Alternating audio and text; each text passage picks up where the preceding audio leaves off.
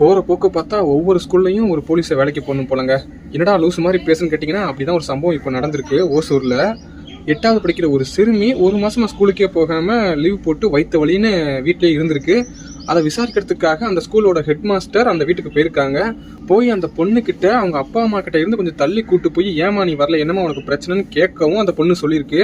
Maths, science, அப்புறம் இன்னொரு வாத்தியார் 3 வாத்தியார் சேர்ந்து என்கிட்ட தப்பா நடந்துக்கிட்டாங்க, எனக்கு ஸ்கூலுக்கு வரவே பயமா இருக்குன்னு சொல்லியிருக்கு. அதுக்கப்புறம் அந்த பொண்ணை கூட்டு போய் ஹாஸ்பிட்டலில் செக்அப் பண்ணப்ப ஏகப்பட்ட புண்ணு இருந்திருக்கு அந்த பொண்ணோட வயிற்றுல. இதை பார்த்ததுமே அந்த பெற்றோர்களே ரொம்ப மனசு உடஞ்சு போயிருக்காங்க.